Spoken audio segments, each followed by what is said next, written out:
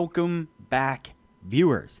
Today we will be testing a RSI and half trend strategy. But before we do, if you have not watched the first video on the channel and all the videos after that, you need to go do that now. Here at the Academy of Forex, we are building the best trading system possible as a team. And as a team, we will all profit from it when we are done. You can find a link to the first video down below in the description, and you should also see it pop up in the top corner right now. There is also a link down below to sign up for TradingView. You can save a little bit of money if you use the link below to sign up for your account. You can also find a link below to join us on Discord. Discord is a free group communication platform where we are having great discussions about all things to do with trading. Lastly, if you would like a list of all the indicators we have tested along with their win rates, but you aren't interested in watching all the videos on the channel, you can sign up for our $9 Patreon, and you will receive the complete list of indicators. We also would like to introduce our Patreon exclusive Discord channel. As a $9 Patreon, you will be invited to join an exclusive Discord channel where we will give you a list of winning indicators and links for the MT platform, give you winning strategies, post trade ideas, give advanced advice, and much more. So click the link below to join our Patreon. Alright, as I said, today we will be testing an RSI and half trend strategy. Before we do though, I wanted to put the indicator scoreboard up for everyone to see. So to date, we have tested 342 indicators. And out of those 342 indicators, 139 of them have been winners, which means that they have met or exceeded the 60% win-loss ratio threshold that we have set for them. The best ones so far were able to achieve a 100% win rate. Now you need to go back and watch those videos to understand the context of how they were able to achieve that. But as we're working on building the best trading system possible, you can take any one of those 139 indicators and get out there and start potentially profitably trading the markets with them now. So go back and watch those videos, make a list of those indicators, and get out there and see what you can do with them. But stick with us here as we work on maximizing your trading profits. Also, to date, we have tested 16 strategies. This one will be our 17th. I haven't yet gone back and verified which ones were, or how many of those were winners versus losers like we have the indicators, but I will definitely do that in the very near future. Okay, so back to today's strategy. Today's strategy consists of two different indicators, the RSI and the half trend. And so if you just go up here to the indicator list and you type in half trend, it is this one right here by Everget. If we click on it there, let me go in and turn that one off. You can see this is how it looks on its default settings. And so what we have done is we have went in and changed the default settings just a little bit. And so we have turned off the high-low ribbon and the ATR high and low, and we have changed the settings to an amplitude of 4 versus the default setting of, I believe, is 2. The RSI we have changed slightly as well, so we have changed the overbought and oversold. So the overbought is 90, the oversold is 10, and we have changed the input to 2, a length of 2. So we've sped this up quite quickly, the RSI. And so what is the strategy? How are we going to trade this? Well, this is one on a 15-minute time frame.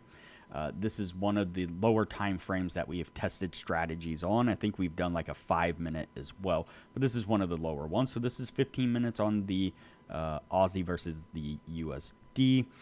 And what we are looking for is first the half trend. So the half trend gives us the overall direction that we are looking to take a trade. So when it's in the red, we're looking for shorts. When it's in the blue, we're looking for long trades.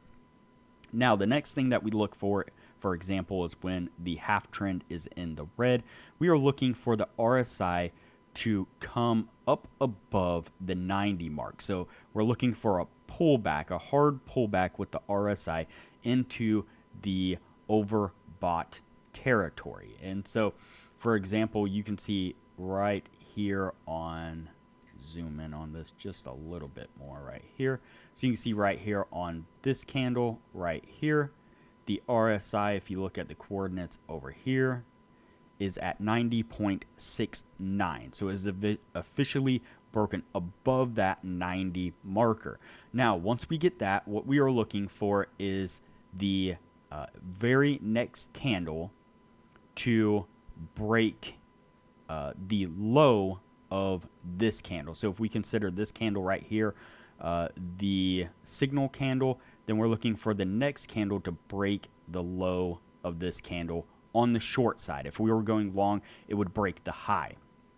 And so you see here that this candle right here, this red candle, comes down and breaks the low of this green candle. Now, if the RSI stayed above the 90 marker for a few candles, then we are waiting for, we're just tracking along those candles. So any one of those could be valid as long as it comes down and breaks and the RSI is still above. But we see here on this big red candle, now the RSI is back below that 90, and it did break this candle. And so that would be a valid entry right there on this candle. And it actually would have been the break. And so we would have gotten in up here quite high, right in that area is where we would have gotten in. And then the stop is right above the signal candle here. Again, we're looking at a short, and so above the signal candle, if we were going for a long, it would be below the signal candle is going to be our stop, and our take profit is going to be when the RSI breaks the opposite side, and so to the downside in this case. And you can see that basically within 2 candles, we broke to the downside right there on the RSI. Now, of course, you could trail this a little bit farther if you wanted to, but those are the basic rules of what we're looking for. And so let's see if we can find another example of a short.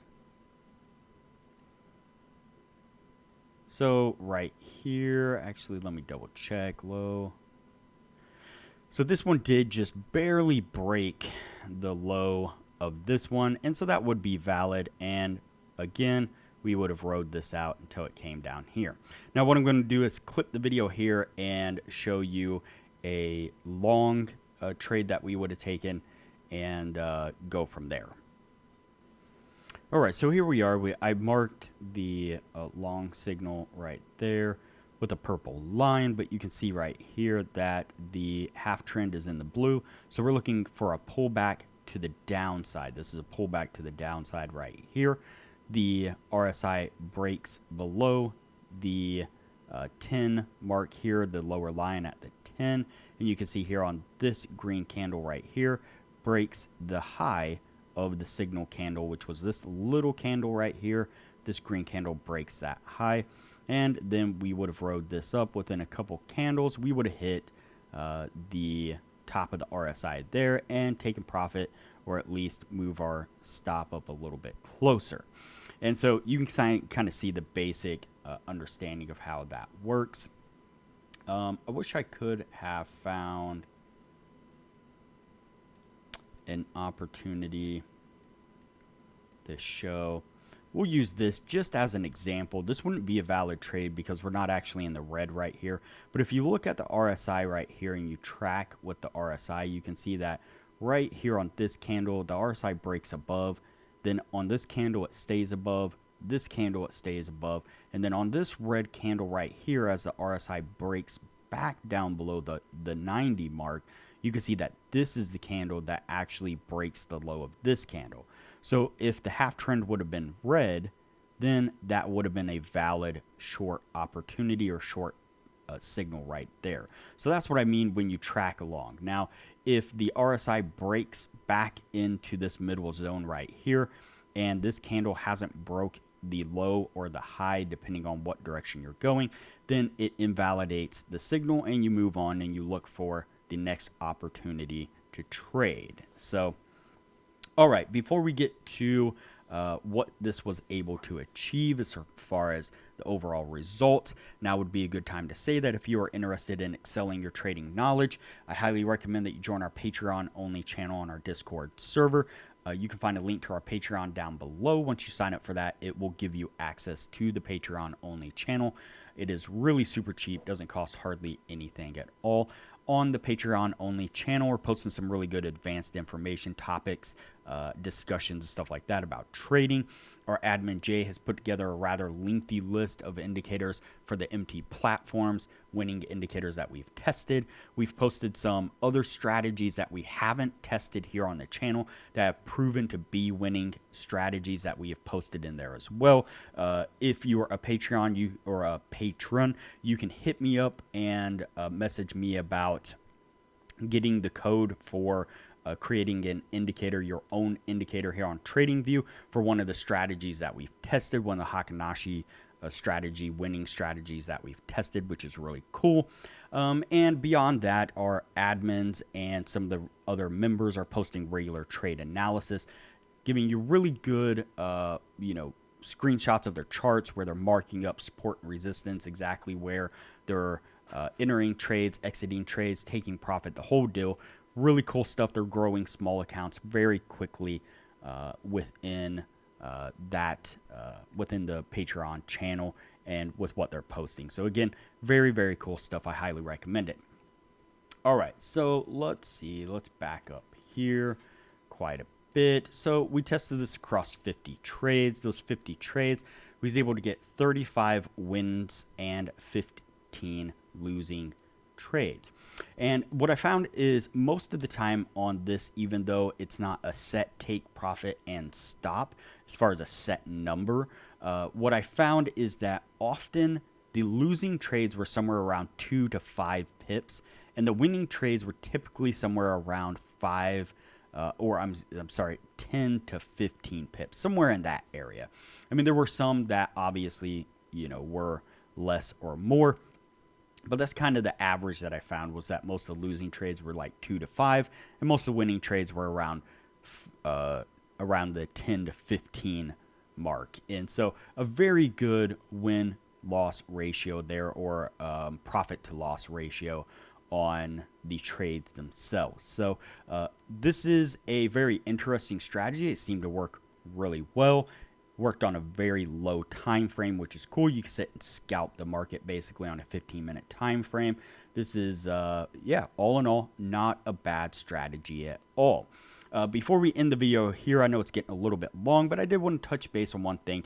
I was having a discussion with one of the viewers of on the channel earlier today, and I've had this discussion a few times before with other viewers on the channel. They say that when we're testing the indicators and we are only able to get 5, 10, 15, 20 trades as far as a test, that it's not statistically significant, and that we should test them across far more trades before we consider them to be winning indicators or losing indicators. And first off, I want it to be known, like I said in the comments before, is that the next step of the process is that we're going to take our winning indicator list and we're going to run them across a more thorough set of tests where we test them across quite a few different trades, probably at least 100 trades in multiple pairs, to refine our winning indicator list. So quite a few of you know that already. I've said it more than once. But another thing I want to point out is that there's kind of this misconception that you have to have at least 100 trades for you to statistically have enough information to gauge whether or not an indicator or strategy is profitable or is winning or works, I guess you could say. And what I found is that that's not necessarily the case. And so I discovered this by the way I actually document the trades whenever I'm testing strategies, because I document the trades just a little bit different because I do so many trades 50 to 100, is that what I found, and you can see, and you can probably see this on some of my other videos of the indicators that I've tested, or the strategies, I guess I should say, is that what I do is I mark every 10 trades. And every 10 trade, I mark the 10 trades, and I mark how many wins and how many losing trades it was able to achieve. And so if we track along with every 10 trades that I document, you can see that this one had 7 wins, 3 losing trades. You can see that this one had 6 wins, 4 losing trades. You can see that this one here had 8 wins, 2 losing trades. You can see that this one had 7 wins and 3 losing trades. And so you can see a pattern that's starting to develop. At no point in time within these 10 trades at any given point in time do you see a massive swing from winning trades to losing trades. You don't see an instance where out of 10 trades, there were 9 losing trades and 1 winning trade. You see kind of consistency across every 10 trades.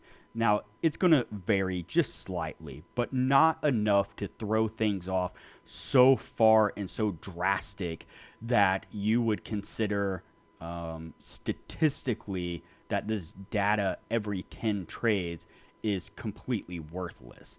And so I'm not saying that it doesn't help to collect more data as you go along and add those up and keep testing and trying and refining. That definitely is 100% something you want to do and keep track of. But this misconception that you have to have at least 100 trades for it to be statistically valid, in my opinion, is incorrect and something that people shouldn't hold on to, with so much conviction. I'm not saying you should test something 10 times and jump out there with real money and start trading it. But this is a prime example, and I've seen this over and over and over and over with the strategies that I've tested, is that they generally create this little baseline across each 10 trades where rarely do they vary drastically from one 10 trade to another 10 trades. And so that's something to keep in mind when we are testing indicators. Beyond that, another thing I want to mention is that when we are testing the indicators across a 1-year period of time, it's very telling regardless of the number of trades that it's able to achieve. And so what I mean by that is, let's say that I test an indicator across 1-year period of time. Now, what the viewer was mentioning today was that you need to test it across, all different market conditions. And my response to that would be that on any given time frame, it doesn't take too much time before the market makers are running price through every market condition that they're gonna run it through. Over a 1-year period of time on the daily chart, you are going to run through almost every single condition that the market makers are going to put it through. Over a 15-minute chart, over a couple of days, you're going to run into every condition the market makers are going to put it through. You don't need to run it through 5 years worth of price action for it to run through every market condition that you're going to run into. Now, some years will be more extreme than others, but for the most part, it scales pretty reliably as you move down in time frame. Market conditions and market makers are moving the market through those conditions on each of those time frames within a relatively short period of time. And so that's another thing that we need to be mindful of. Now, back to what I was saying is that over 1 year period of time, let's say that I test an indicator and that indicator gives me 5 trades and all of them are losing trades. I don't care if that indicator ends up over the long run being a winning indicator, because in my opinion, I'm not going to sit through an entire year of drawdown in my account before I look for this indicator to eventually start being profitable. And so it's not about the overall number of trades and how many of them were winners versus losers necessarily that we are looking for when testing the indicators on a regular indicator testing over that 1 year time. There are other small nuances that we're looking for. And again, I've said it many times before, the reason why I don't automate the trading or automate the strategy or the signals is because there's something about being able to feel the indicator and the way it interacts with price action that, in my opinion, is almost invaluable when it comes to being able to understand how the indicator works. Now, not everybody's going to be like that, but I am, and that's part of my process of understanding the indicator and how it works and how it can function with other pieces or other indicators that I use personally. And so that's why I prefer to do hand testing and stuff like that. All right, this video is getting way too long. I'm rambling on about other things. I just wanted to point that out because it's kind of hard to explain, in the comment section, just writing that out exactly how these things work and function. Over testing hundreds and hundreds of indicators and dozens of strategies, these are things that I've noticed over and over and over and over. And when you can notice something that's happening, multiple times on multiple different strategies, multiple different time frames, it can't be coincidental. It has to be something that's significant in the way the market operates and the way strategies operate and the way indicators operate in general. So, all right, that's it. This was a pretty good strategy here.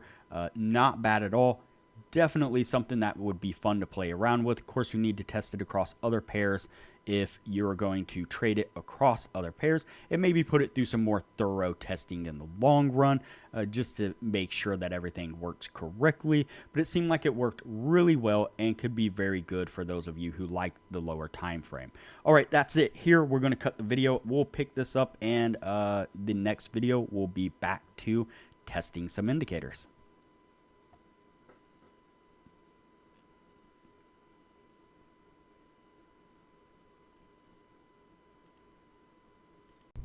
If you have not already, like this video, share this video, comment below, and subscribe to the channel. Also, turn on the bell notification so that way you are notified anytime I post a new video. So that way you know what indicators we have tested and are testing. Also, there is a link down below to join our Discord server, which is a free group communication platform where we discuss all things trading related. There is also a link down below to TradingView, and if you use that link to TradingView to sign up for an account, you will save a little bit of money. And lastly, there is a link down below to sign up for Patreon. Please sign up for the Patreon and support the channel the best way you can.